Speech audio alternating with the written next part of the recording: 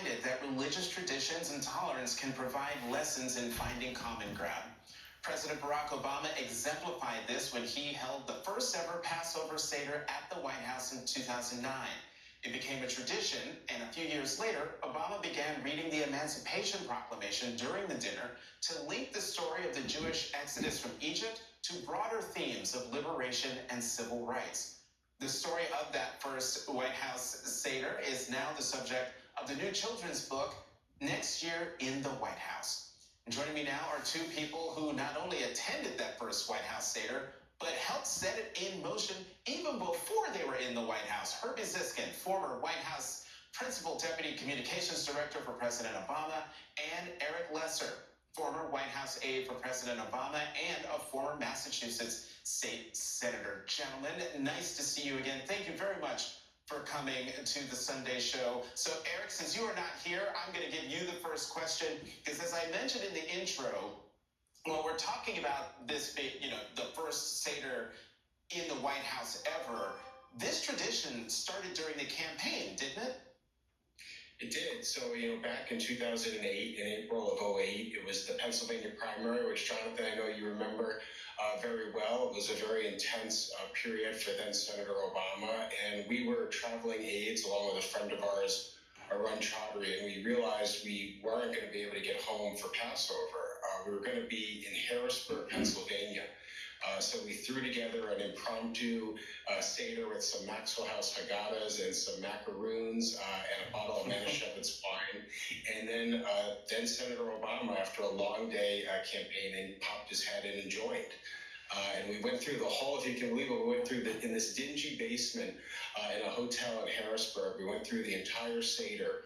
And at the very end, there's a tradition where everybody raises their glass and they say, "Next year in Jerusalem." So we did that. And then we put our glasses down, and then he raised his glass and he said, "Next year in the White House." And Herbie, the he that Eric is talking about is then Senator Obama. He then became President Obama. I think Eric mentioned that it wasn't certain that he was going to show up at that makeshift Seder. But what did it mean to you and to everyone gathered that he not only showed up there, but he followed through and did White House Seder every year he was in the White House? It was really meaningful and special to us, Jonathan, because I think what we saw from this was President Obama and First Lady Michelle Obama wanted to use the Passover Seder to educate their daughters about the story of the Exodus, so that their daughters could relate that story to current times. And the president and the first lady could have had big parties and big celebrations, but they kept the core group that was there in that dank basement in Harrisburg so that we could do the same rituals, the same traditions, and so that their daughters could learn the story. Because part of the Passover tradition is you educate the youngest people at the Seder so that they carry the tradition forward. And for us to have our boss want to do this and genuinely be engaged and spend hours as president and hours as a candidate every year when he was in the White House was really meaningful to show that he really cared about the story and cared about the message that it conveyed.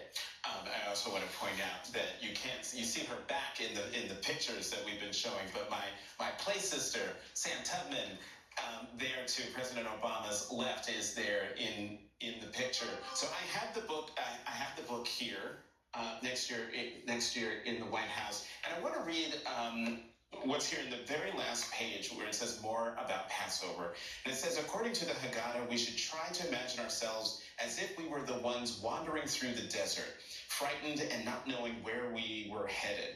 There are many refugees in that situation today. We repeat the story each year because it is never finished. You too are a part of it, and each of us has a responsibility to make the world a better place where no one is enslaved and everyone has enough to eat. Eric, when I read that, the resonance for today is just striking and palpable. And since Passover does begin at the end of this coming week, I would love for you to talk about how you're viewing Passover in these times that we're living in now. Yeah, well, of course, Passover is the story of the Jewish exodus out of slavery and out of Egypt, but it's really a universal story. It's a story of dispossessed, marginalized people, hopeless people who have faith and who commit to both faith and works and liberate themselves and find the promised land. So, and I think especially in dark times like now, you have to just hold on to the idea that there will be a better tomorrow, that, you know, Canaan is around the corner, the promised land is around the corner. We need to reach for that in our works. And, you know, Jonathan, I also think it helps give some healthy perspective on the challenges we have today. We're in tough times for sure, but there have been harder times in the past, and it's that remembrance and that clinging to tradition and to faith that gets us through that. And Herbie, I mean, that's a good thing for people to remember. Like when you're in it, it's the most horrible, terrible experience because you're in it right now. But it is always helpful to remember that there have been tougher times before. That's exactly right. And when you're with the President of the United States doing these, it's a chance to sit back, to reflect, and to recognize the broad sweep of history and to think about this story from 3,000 plus years ago. And for every American and every Jewish family around the country and the world celebrating, it's a chance to have that perspective about better days being ahead, perseverance, resilience. That's key to the story. Right, and I do believe that better days are ahead. Herbie Ziskin, Eric Lesser, thank you both very much for coming to the Sunday Show. Thank you.